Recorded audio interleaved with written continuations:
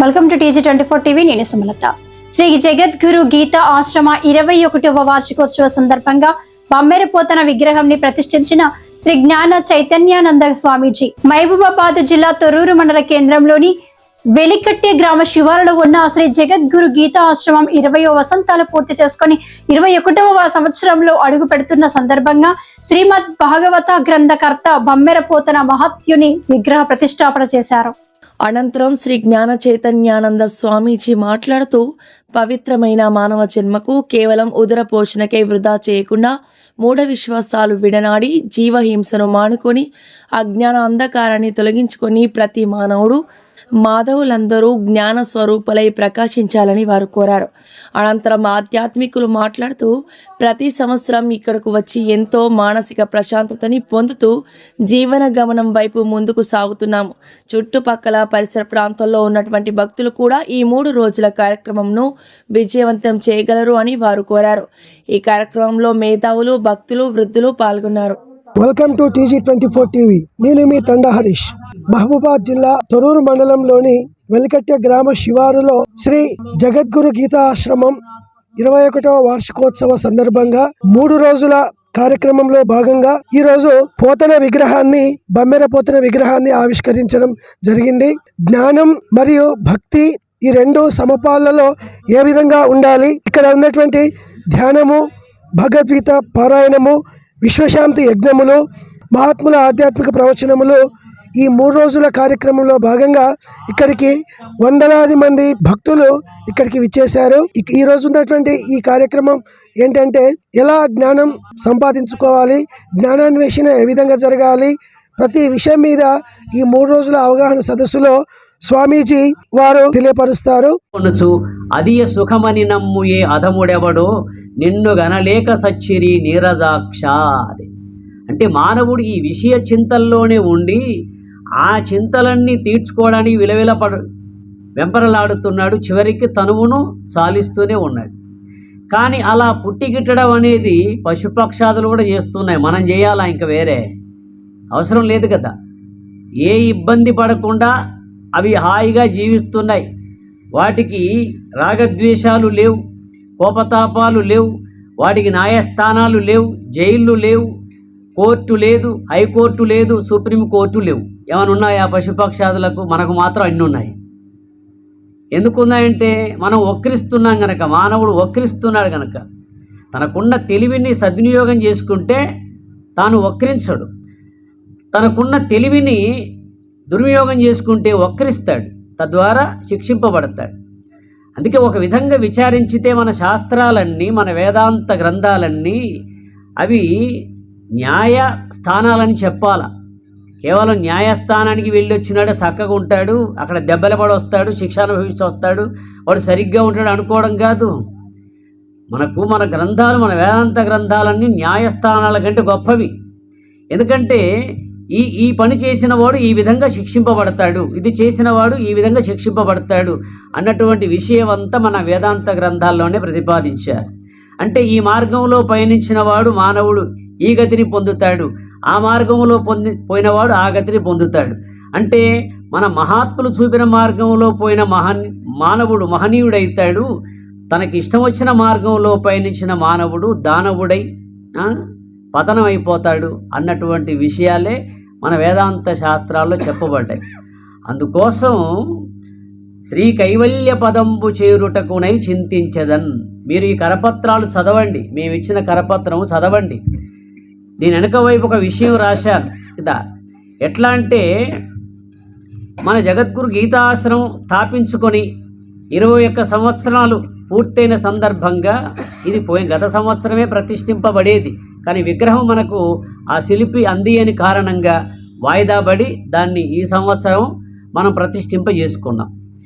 మరి ఈయననే ఎందుకు ప్రతిష్ఠింపజేసుకోవాలంటే ఈయనకు మించిన కవి ఎక్కడున్నారో అన్వేషిస్తే మీకే అర్థమవుతుంది. ఇప్పుడు మీడియా మిత్రులు వచ్చారు, వాళ్ళు ఎలాంటి వాళ్ళంటే నారద మహర్షి లాంటి వాళ్ళని చెప్పాలి. మన పురాణాల్లో నారద మహర్షికి ఉన్న పాత్ర వాళ్ళకు ఉంది. ఎందుకంటే నారద మహర్షి ఈ లోకం వార్త ఆ లోకం వార్త ఈ లోకానికి చేర్చేవాడు ఆ రోజుల్లో. మరి ఈ రోజుల్లో వారు తప్ప మరొకరు కాదు కదా. అది అందుకోసం వాళ్ళకి ఆ బిరుదు ఇవ్వచ్చు. ఎందువల్ల అంటే వాళ్ళ నుంచి అవుతుంది. మంచిని మంచిగా ప్రకటించి చెడును చెడునుగా దూషించే విధానం వాళ్ళ కళానికి ఉన్న బలం ఎవరికీ లేదండి. ఇది మాత్రం బాగా గుర్తుపెట్టుకోండి కదా. అట్లాగే పోతన కళానికి ఉన్నటువంటి బలం ఎవరికి ఉంది? అందుకే మహాత్ములు అంటారు, పోతన ఇంకుతో రాయలేదట ఆయన రాసిన పద్యాలు, తేనె గుజ్జులో ముంచి రాశాడట. తేనె గుజ్జులో ముంచి రాశాడు కనుక ప్రతి పద్యం అంత మధురంగా అంత మాధుర్యంగా అది మనం చదువుతానే అర్థమవుతూ ఉంటుంది కదా. ఆ పద్యం ఆలపిస్తూనే మనకు అందులోని భావం మనకు తెలియబడుతూ ఉంటుంది కదా. అందువల్ల పోతన పద్యాలు తెలియని వాళ్ళంటూ ఎవరూ లేరు. ఆ పద్యాల్లో కొన్ని మీరు పద్యాలు చూడండి. చేతుల ఆరంగ శివుని పూజింపడేని, నోరు నవ్వంగ హరికీర్తి నొడవడేని, దయయు సత్యంబులోనుగా దలపడేని, కలుగ నీటికి తల్లుల కడుపు చేటు అన్నాడు. పోతన సాహిత్యము అది శివమతమా హరిమతమా కాదు. అతడు శివుడి గురించి రాశాడా హరిని గురించి రాశాడా అన్నది కాదు, లోకానికి కావలసిన జ్ఞానం గురించి రాశాడు కదా. అందుకే ఆయన శ్రీ కైవల్య పదంబు చేరుటకునై చింతించనన్నాడు.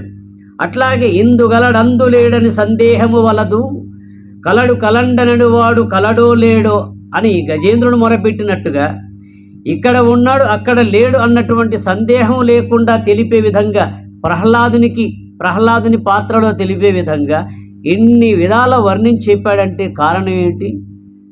రాక్షస కులంలో పుట్టినా కూడా ప్రహ్లాదుడు ఆ మార్గంలో పోవడం ఏమిటి? అంత రాజఠీవితో బతికినటువంటి హిరణ్యకశిపుడు దుర్మరణానికి కారణం ఏమిటి అని విచారించితే మనలో హిరణ్యకశిపులు ఉన్నారు, ప్రహ్లాదులు ఉన్నారు. నేటి మానవుల్లో కూడా అందరిలో దేవుణ్ణి చూసేవాళ్ళు ఉన్నారు, ప్రహ్లాదులు లాంటి వాళ్ళు కదా. దేవుడు ఎక్కడరా అని కంటికి కనబడితే నమ్ముతానని ధిక్కరించే వాళ్ళు కూడా ఉన్నారు, హిరణ్యకశిపుడు లాంటి వాళ్ళు.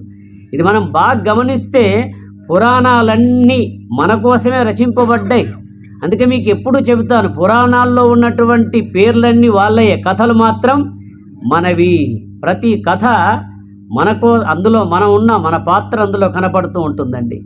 అందువల్ల హరికిచ్చి చెప్పే ఈ బమ్మెర పోతరాజొకడు, ఈ భాగవతాన్ని మాకు అంకితం చేయవయ్యా అని ఆనాడు రాజులు ఎంత ప్రలోభ పెట్టినా కూడా, ఎన్ని ఆశలు చూపించినా కూడా నరునికి ఆయన అంకితం చేయాల, నారాయణునికి మాత్రమే అంకితం చేశాడు. అంతటి గొప్ప కవీశ్వరుడు ఆయన.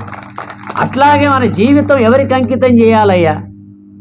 ఎవరికి అంకితం చేయాలా చెప్పండి? జీవితాంతం శ్రమించి సమకూర్చి పోవడమేనా?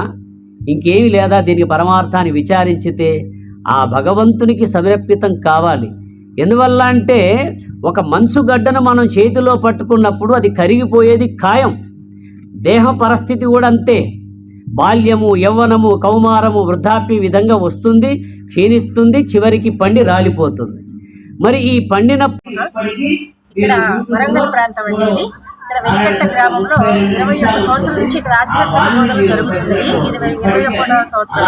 ఈరోజు మనకి భాగవతాన్ని తెలుగులో అందించిన పోతనామాత్యుల వారి విగ్రహాన్ని కూడా ఈరోజు ఆవిష్కరించడం జరిగింది. ఇక్కడికి హాజరైన అందరూ కూడా, భక్తులందరూ కూడా ఎంతో సంతోషంగా ఈ కార్యక్రమాన్ని ఈరోజు ఇక్కడ నిర్వహించడం జరిగిందనమాట. మానవ జన్మ లభించడమే ఎంతో ఉత్తమం అండి. ఈ జన్మ మందే కానీ ముక్తి మరి ఏ జన్మ మందు లేదు, చేజేత తను తెలియక మానవుడు చెడిపోవు నారాయణ అంటూ పోతనామాత్యుల వారు నారాయణ శతకాన్ని రచించారు.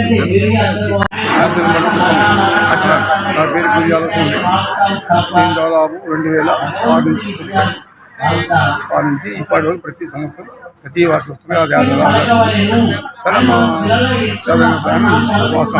ఇదే సంవత్సరం ఇదే నమ్మకం రోజులు మళ్ళీ ప్రతి ఆదివారం స్వచ్ఛంగా ఉంటుంది. ప్రతి ఒక్క పండుగకు కూడా ప్రతి పండుగలకు కూడా ఈ నమ్మకం చేస్తూ ఉంటుంది. కాబట్టి దానికి ఓపెన్ చేస్తారు.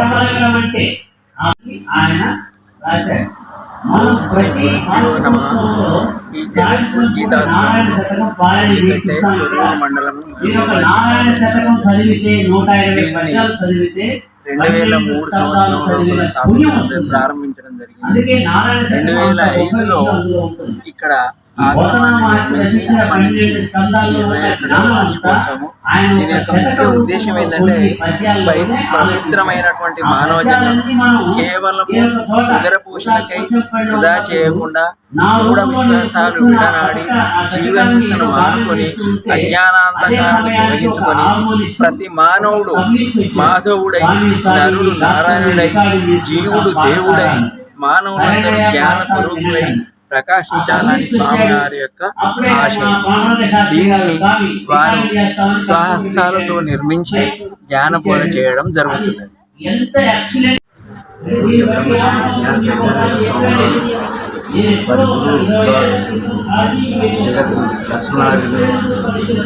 వారి యొక్క నేరుగా స్వాములు ఉన్నారు. వారు కర్మకాండ గురించి ఎక్కువ చెప్తూ ఉంటారు. మా స్వామి మాత్రం జ్ఞానకాండను ప్రబోధిస్తున్నారు కాబట్టి 18 సంవత్సరాల నుంచి ఈ ఆశ్రమం రావడం జరుగుతుంది. అప్పటి నుంచి కూడా ఎన్నో ఆశ్రమం తిరిగాము. ఎక్కడ కర్మకాండ మామూలుగానే బోధిస్తున్నారు కానీ ఈ జ్ఞానకాండను బోధించి జీవుని పరమాత్మను చేర్చడానికి నిపుణులు కూడా తనలో ఉండదాన్ని బోధిస్తూ సమర్పిస్తున్నాం. హలో, నా పేరు జాహ్నవి. నేను 9వ తరగతి చదువుతున్నాను. ఈవిడ మా అమ్మగారు ధనలక్ష్మి. సో మేము ఇక్కడికి 10 సంవత్సరాల నుంచి వస్తున్నాము. ఇది తొర్రూరులో ఉన్న వెలికట్టె గ్రామంలో శ్రీ జగద్గురు గీతా ఆశ్రమంకి మేము 10 ఏళ్ళుగా వస్తున్నాం. ఇక్కడికి రావడం వల్ల మేము చాలా మంచి విషయాలు నేర్చుకున్నాము. చెడు మానేసాము, లైక్ జీవహింస చేయడం అలాంటివి మానేసాము. ఇక్కడికి రావడం వల్ల మాకు జరిగిన ప్రయోజనం ఏంటంటే చాలా ఆనందంగా ఇంకా ప్రయోజకులం అయ్యాము. అందరూ ప్రజలు కూడా ఇక్కడికి రావాలని భగవద్గీత భాగవతం అందరూ నేర్చుకొని ప్రయోజకులు కావాలని కోరుతున్నాను. ధన్యవాదాలు. Hi, నేను మీ Satyasri. Please do subscribe TG24 TV.